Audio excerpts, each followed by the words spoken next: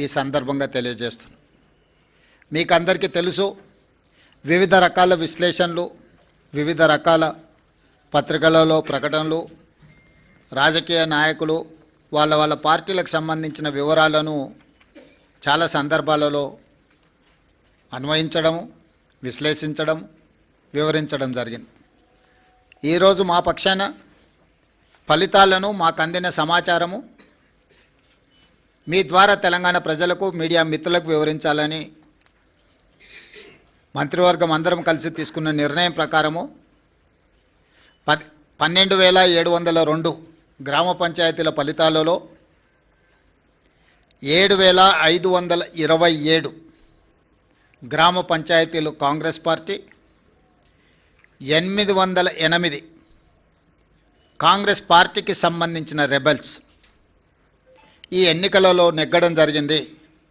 మొత్తానికి 8,335 గ్రామ పంచాయతీలు 66% ఫలితాలను కాంగ్రెస్ రెబెల్స్ ఈ ఎన్నికలలో మేము సాధించడం జరిగింది.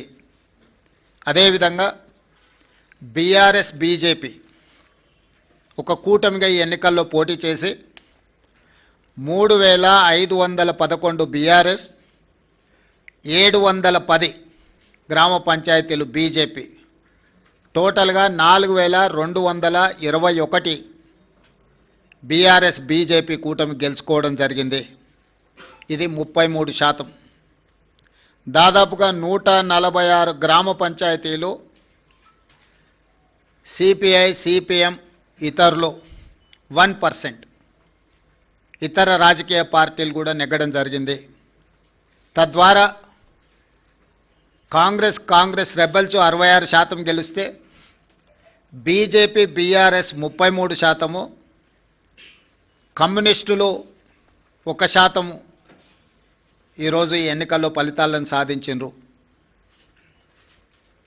ఈ ఫలితాలు మా 2 సంవత్సరాల పరిపాలనకు ప్రజలిచ్చిన తీర్పు.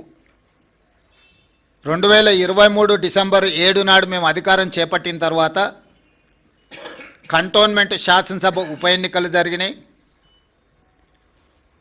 పోయిన నెల జూబ్లీ హిల్స్ శాసనసభ ఉప ఎన్నికలు జరిగినాయి.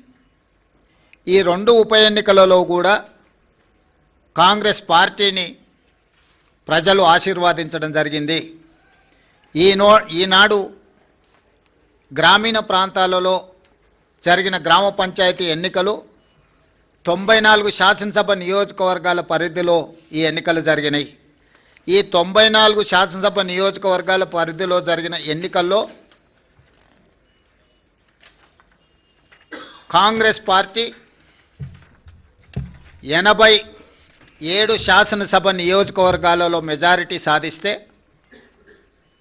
బీఆర్ఎస్ 6 శాసనసభ నియోజకవర్గాలలో మెజారిటీ సాధిస్తే బీజేపీ 1 శాసనసభ నియోజకవర్గంలో మెజారిటీ గ్రామ పంచాయతీలు సాధించుకోవడం జరిగింది. బీఆర్ఎస్ దుబ్బాక, హుజూరాబాద్, జన్గాం, సిద్దిపేట, సిరిసిల్ల, సిర్పూర్, కాగజ్ నగర్లో మెజారిటీ సాధిస్తే ముదోల్లో బీజేపీ అధిక గ్రామ పంచాయతీలను సాధించడం జరిగింది. 94 శాసనసభ నియోజకవర్గాలలో స్థానిక సంస్థల ఎన్నికలు జరిగితే కాంగ్రెస్ పార్టీ 87 శాసనసభ నియోజకవర్గాలలో అత్యధిక స్థానాలను సాధించడం ద్వారా 2023 నాడు మేము సిపిఐ కలిసి సాధించిన 65-66 శాసనసభ నియోజకవర్గాలతో పోలిస్తే ఇప్పుడు ఇంకొక 21 శాసనసభ నియోజకవర్గాలు అధికంగా గెలవడం జరిగింది. బీఆర్ఎస్ నాయకులు ఉప ఎన్నికల సందర్భంగా రెఫరెండం అన్నారు. వాస్తవంగా పట్టణ ప్రాంతంలో ఉన్న 26 శాసనసభ నియోజకవర్గాలలో జనరల్ ఎలక్షన్లో మేము 1 సీటు కూడా సాధించలే.